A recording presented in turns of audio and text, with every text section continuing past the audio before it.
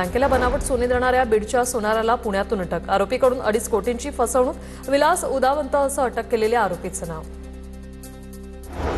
नाशिकच्या येवलामधील पाटोदामध्ये द्राक्ष बागावर शेतकऱ्यांना कुऱ्हाड चालवली। पावसामुळे फळबागा नष्ट झाल्यानं शेतकऱ्यांनी द्राक्ष बाग नष्ट केली। लाखो रुपयांचा खर्च वाया गेल्यानं शेतकरी चिंतेत आहे। कोकणात अवकाळी पावसामुळे काढणीला आलेलं भात पिकाचं मोठं नुकसान। कोकणातील शेतकऱ्याला आर्थिक मदत मिळावी। अजित पवार गटाचे चिपळूणचे आमदार शेखर निकम यांचं उपमुख्यमंत्री अजित पवारांना निवेदन।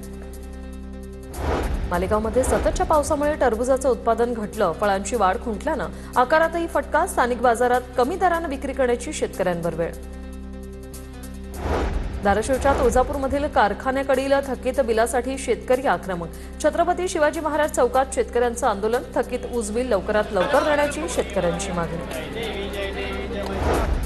अमरावतीच्या धामणगावमधील शेतकरी अनुदानापासून वंचित। फार्मर आयडी आणि केवायसीतील त्रुटींमुळे शेतकऱ्यांना अनुदान नाही।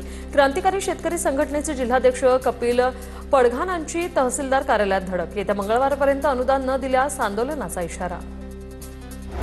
बांगलादेशमध्ये कांद्याचे भाव 100 पार। भारतीय निर्यातदारांची केंद्र सरकारकडे बांगलादेशातील आयात बंदी हटवण्याची पाठपुराव्याची मागणी। तर भारतातून जास्तीत जास्त कांदा बांगलादेशात निर्यातीसाठी पाठवण्याची मागणी। ठाणे जिल्हाधिकारी कार्यालयासमोर आदिवासी आणि कातकरी बचाव आंदोलन। श्रमजीवी संघटनेचे पदाधिकारी आंदोलनात सहभागी। प्रलंबित मागण्यांसाठी काल दिवे पेटवत आंदोलन।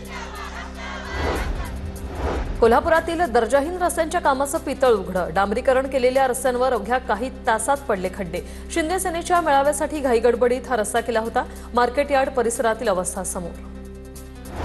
परभणीत शेतरस्त्यांवरील अतिक्रमण काढण्याच्या मागणीसाठी ग्रामस्थांचं जलसमाधी आंदोलन। तात्काळ कारवाई करून रस्ता मोकळा करण्याची ग्रामस्थांची मागणी। नाशकात येत्या शनिवारी निम्म्या शहराचा पाणीपुरवठा बंद राहणार। रविवारी देखील कमी दाबाने पाणीपुरवठा होणार। विल्होळी जलशुद्धीकरण केंद्रावर तांत्रिक दुरुस्तीच्या कामासाठी पाणीपुरवठा बंद।